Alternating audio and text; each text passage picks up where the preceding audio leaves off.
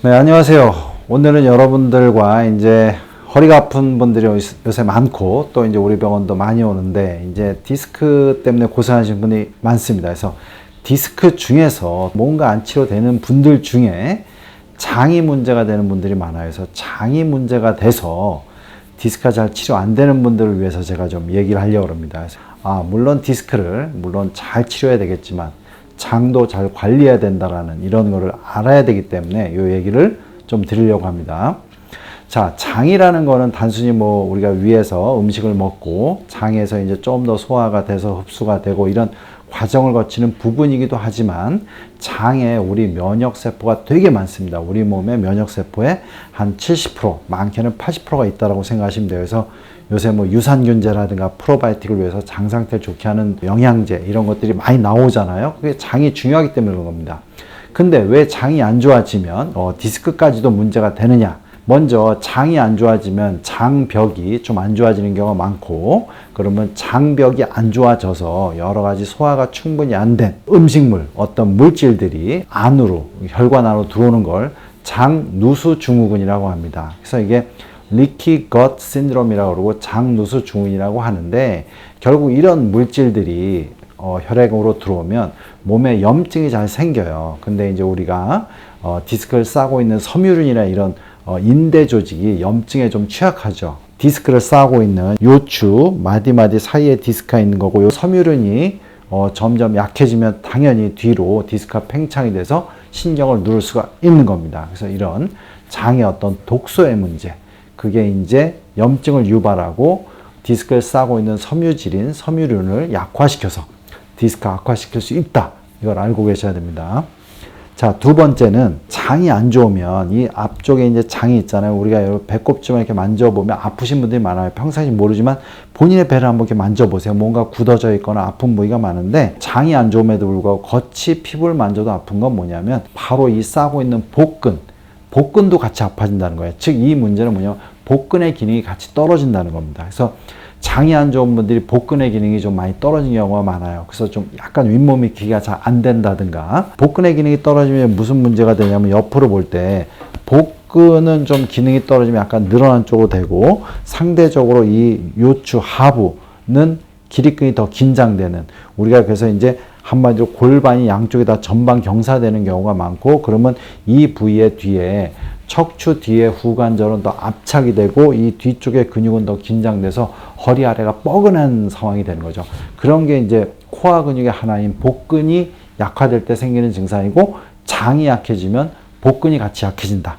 그런 부분을 여러분들이 꼭 아셔야 됩니다. 그래서 여러분들이 장을 이렇게 배꼽 주위를 만져보면 아프신 분들이 많아요. 그러면 당연히 복근 기능이 떨어질 수 있다라는 걸 여러분들이 알고 계셔야 됩니다. 그래서 장의 기능을 끌어올리고 복근을 마사지라든가 이게 충분히 풀어주고 그 이후에 복근 강화 운동을 하셔야겠죠. 장을 건강하게 하는 게 우선이라는 겁니다. 자, 또 하나 이제 여러분한테 말씀드리려는 건 뭐냐면, 제가 이제 응용근 신경학, 기능신경학 중에 중요한 부분이 이제 응용근 신경, 어떤 몸의 상태가 안 좋을 때 어떤 근육에 어떤 영향을 주나 이런 걸 잘 얘기하는 학문이 응용근 신경학인데, 우리가 장이 안 좋을 때 요추 5번, 요 부위가 상당히 중요한 반사점이에요. 즉 뭐냐면 장이 안 좋을 때 요 부위에 뭔가 압통이 생기고 뭔가 문제점을 일으키고 뭔가 림프순환이 안 되는 그런 현상이 많이 생긴다는 거죠. 요추 5번, 그 다음에 천골, 그 다음에 양쪽 장골릉 사이 요 부위에 뭔가 통증이 많이 옵니다. 실제로 여기를 만져보면 뭔가 약간 좀 시큰시큰하고 이렇게 느끼시는 분들이 많아요.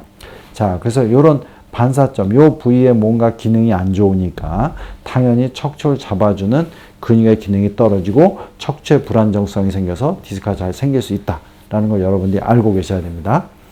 마지막으로 장하고 연관된 근육이 복근만이 아니라 골반 양쪽 옆을 잡아주는 대퇴근막장근이라는 근육이 약해질 수 있어요.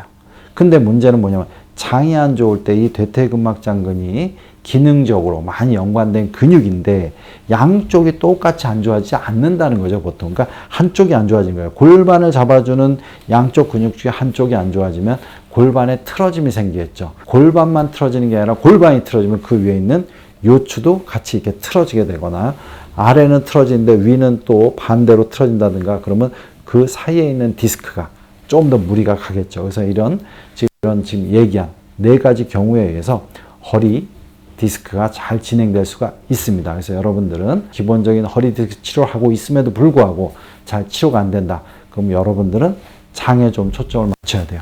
그러면 주의할 거는 뭐냐?